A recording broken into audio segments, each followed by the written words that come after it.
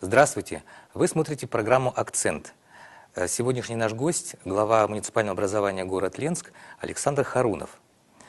Поводом для сегодняшнего эфира стала встреча главы республики Егора Афанасьевича Борисова с главами поселений. И мы сегодня хотим поговорить с руководителем одного из крупнейших городов нашей республики о наиболее значимых моментах работы. Харунов Александр Александрович родился 30 декабря 1970 года в городе Вилюйске. Специальность – финансист, юрист. В 2001-2007 годах работал ведущим лесконсультом управления Алмаз-Дортранс, Алмазы Анабара, Алроса Леспром. С 2007 по 2012 год был главой Салдыкельского наслега. В 2012 году был избран главой города Ленска. Александр Александрович, здравствуйте. Что наиболее значимым вы отметили в Ленске в прошедшем году? Насколько я знаю, что впервые за последние несколько лет у вас увеличились объемы жилищного строительства. Давайте вот в частности, сейчас сначала остановимся на встрече главы республики, непосредственно с главами поселений. Но Егор Афанасьевич Борисов вчера отметил самое главное. Но, учитывая социально-экономическое положение нашей страны, республики, он поставил в первую задачу всем главам поселения, это то, что люди не должны почувствовать, скажем так, вот те проблемные вопросы, которые сегодня возникают, и введенные санкции против России, и, скажем, вот то социально-экономическое положение страны, в котором мы сегодня оказались. Поэтому он поставил в первый приоритет, задачу, это то, чтобы мы сделали все, чтобы люди жили по тем же параметрам, что жили и раньше. То есть это вот надо первое, акцент поставить. Второе, вы правильно заметили, и в частности Егор Афанасьевич Борисов на встрече обозначил, что может быть, по итогам, скажем, первого квартала будет собираться правительство, будут совещаться с депутатами, и, может быть, бюджет будет секвестировать. Но он однозначно обозначил, что, скажем, заработная плата, вот те социально-экономические программы, которые сегодня работают в республике, это в первую очередь, конечно, снос аварийного жилья, это строительство детских садов и школ, то есть вот эти вот проекты останутся все в полном объеме, они будут финансироваться, и строительство будет продолжаться. В частности, скажем, город Ленск попал в эту программу, и по этой программе мы на сегодняшний день переселили порядка 207 семей. То есть мы построили вот за эти 3 года, это 13, 14, 15, порядка 7 домов, это и 24-квартирные дома, и 40-квартирные дома. То есть мы сегодня очень плотно занимаемся переселением. И здесь надо отметить, что, скажем, наша республика является одним из немногих регионов, где, скажем, региональный бюджет, в данном случае бюджет Республики Саха-Якутия, взял на себя 70% финансирования этой программы. То есть там у нас складывается из нескольких источников финансирования, но в частности фонд реформирования ЖКХ, он дает порядка 30%, бюджет республики дает порядка 70%, и, скажем так, местные бюджеты, в данном случае мое муниципальное образование город Ленск, чисто символически 1% мы вкладываем на софинансирование всех этих мероприятий. Скажем, по 5 годам, пока будет работать эта программа, мы должны будем освоить порядка 1 миллиарда 300 миллионов рублей. Это очень большие денежные средства для города Ленска, учитывая то, что, скажем, после наводнения 2001 года, когда город Ленск восстанавливал, практически вся страна, у нас скажем так, строительство именно за счет бюджетных средств не осуществлялось. Поэтому сегодня мы эту программу реализуем. Я думаю, что она будет реализована в полном объеме. У нас осталось переселить порядка еще 226 семей. Это по этапу 16-17 годов. Поэтому я думаю, что мы эту программу выполним. И те задачи, которые были поставлены перед нами правительством Республики Саха-Якутия, главой республики, мы их выполним в полном объеме. Александр Александрович, город Ленск – один из красивейших городов республики. Наступивший 2016 год объявлен в республике годом благоустройства. Наверняка есть какие-то проблемы в городе, и как вы планируете реализовать эти планы? Ну, город Ленск, наверное, не отличается, да, от всех остальных городов республики, страны. У нас, конечно, в первую очередь это состояние улично-дорожной сети, да. Я знаю, что вот в Якутске есть проблемы по дорогам, да, и они успешно здесь решаются. Те же самые задачи, в принципе, стоят у нас. Ну, в принципе, для людей что, да, необходимо? Ну, наверное, несколько вот вещей, чтобы они себя чувствовали комфортно и уютно, да.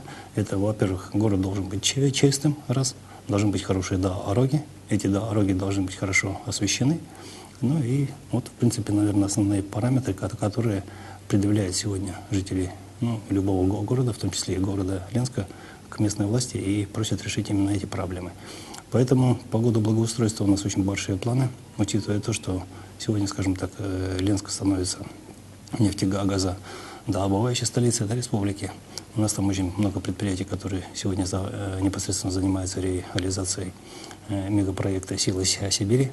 То есть это газпромовские структуры. У нас там находятся и предприятия, которые занимаются непосредственно добычей нефти.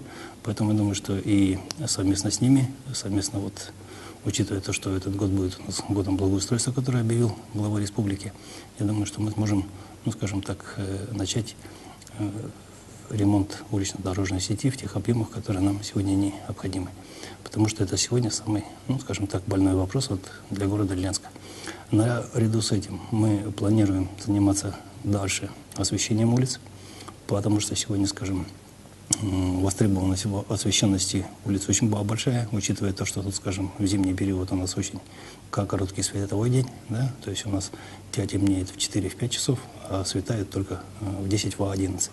Поэтому вот эти вот вопросы сегодня задаются на встречах с людьми, а мы эти встречи проводим регулярно. Вот я как глава, я встречаюсь с людьми помимо годовых отчетов, да, вот в течение года с предприятиями.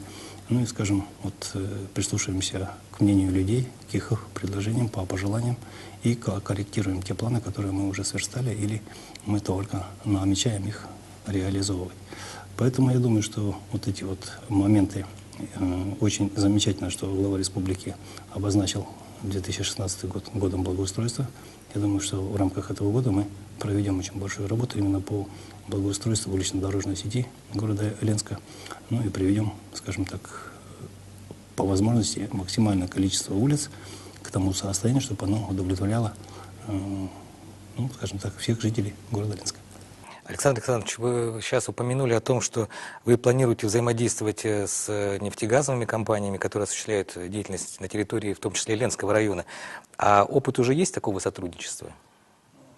На сегодняшний день такой опыт у нас уже есть. Это и в свое время были подписаны генеральные соглашения между муниципальным образованием Ленский район и Сургутнефтегазом, когда они только заходили, да, в Ленский район.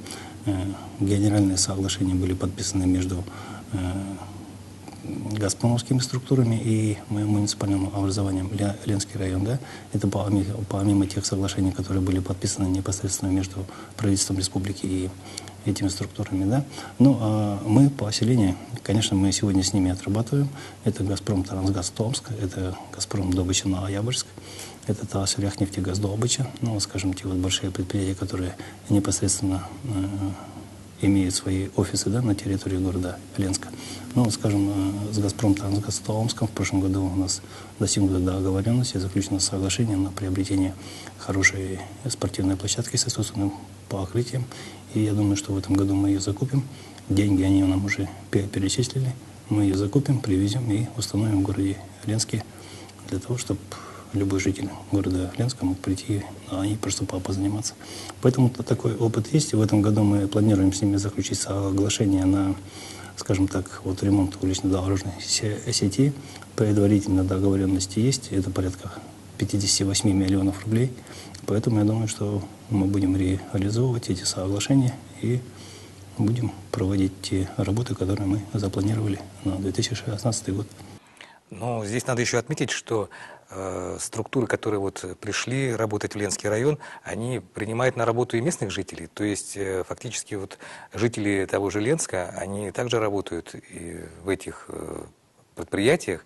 И то есть они сами заинтересованы в том, чтобы качество жизни обеспечить, наверное. Ну, когда, вот скажем, газпромовские структуры заходили в Якутию, между правительством республики и «Газпромом» была договоренность о том, что максимальное количество людей «Газпром» должен брать из местного населения, да, на свои предприятия.